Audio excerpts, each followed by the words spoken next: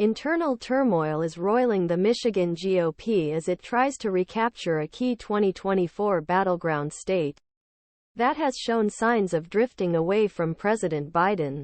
Decision Desk HQ: The Hill's average of Great Lakes state polls shows former President Trump leading Biden by several points after the Democrat flipped Michigan blue in the 2020 election.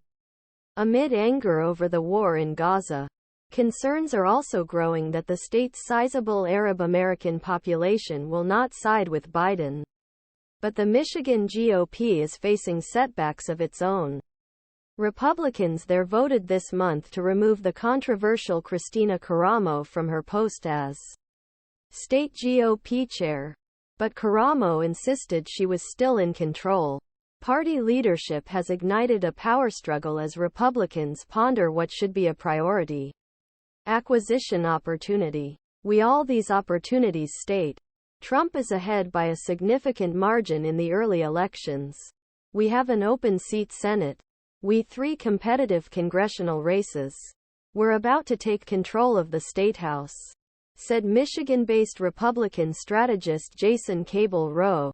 Unfortunately, most people waste their time and bandwidth talking about the nonsense going on in the state party. Michigan GOP committee members voted this month to oust Karamo, who has denied the election. After less than a year in office, former Rep. Pete Hoekstra was chosen to replace him. But Karamo called the meeting illegitimate and continued to claim that he was the party chairman. He accused Hoekstra of trying to usurp the Michigan Republican Party. Karamo and Hoekstra's recent statements under name of the party created confusion about who was at top. Over weekend, Trump weighed on the dispute by throwing his support behind Hoekstra, downplaying Karamo, who he backed in his run for Secretary of State 2022. Though he specifically backed Karamo's rival for state party chair last year.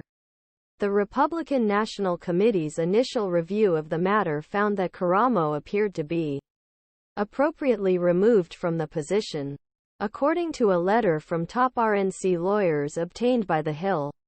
But the RNC's website now lists the Michigan GOP seat position as vacant. He is a voting member of the RNC before this week's winter meeting. As a result, neither will be authorized as Michigan GOP chair of the caucus. And a panel of RNC members will then take expeditious action to review this dispute and make recommendations they believe are appropriate. According to letter, Dan Hartman, Karamo's chief counsel, shrugged off the RNC's letter in a statement to the Associated Press, calling it irrelevant. The two camps claim presidency. That claim control. RNC is throwing its weight behind. Trump is throwing its weight behind. It's just a continuation of dysfunction. Chaos has gripped and engulfed Republican Party in Michigan. I think a microcosm of entire party country, said Jeff Timmer, former executive director of the Michigan Republican Party. The state GOP has grappled with